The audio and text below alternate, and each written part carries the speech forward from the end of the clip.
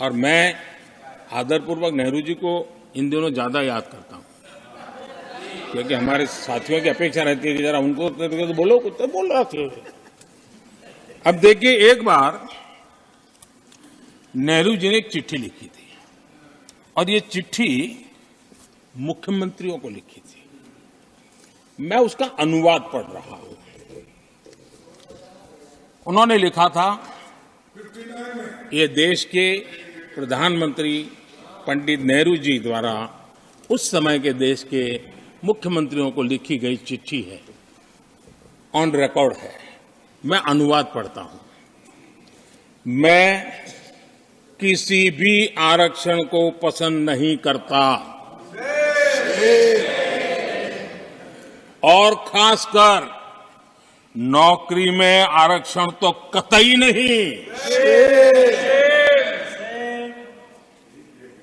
मैं ऐसे किसी भी कदम के खिलाफ हूं जो अकुशलता को बढ़ावा दे, जो दोयम दर्जे की तरफ ले जाए।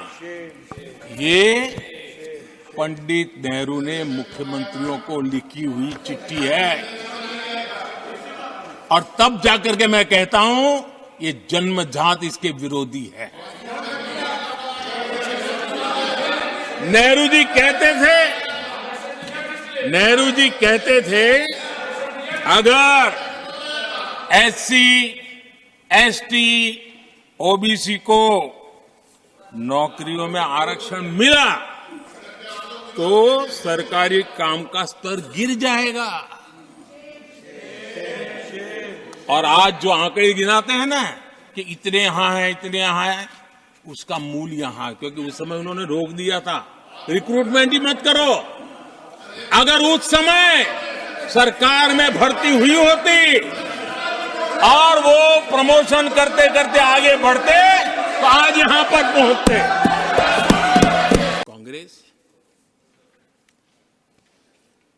इन दिनों काफी बातें हो रही जाति की, फिर से एक बार क्यों जरूरत पड़ गई उनको मैं तो नहीं जानता हूं, लेकिन अगर उनको जरूरत पड़ी है तो पहले जरा अपने गरिबान में झांके तो उनको पता चलेगा क्या किया है।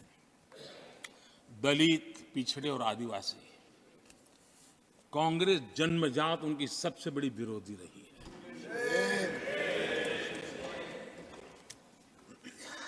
और मैं तो कभी कभी सोचता हूं, अगर बाबा साहब न होते ना तो शायद कि एससी एसटी को आरक्षण मिलता कि नहीं मिलता, ये भी मेरे मन में सवाल उठता है।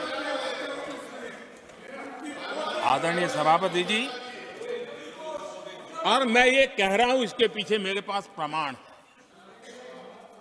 इनकी सोच आज से नहीं, उस समय से ऐसी है, मेरे पास प्रमाण है। और मैं प्रमाण के सिवाय मैं यहां कहने के लिए नहीं आया। और जब बातें वहां से उठी हैं तो फिर तैयारी रखनी चाहिए उनको। मेरा परिचय तो हो चुका है, 10 साल हो गए।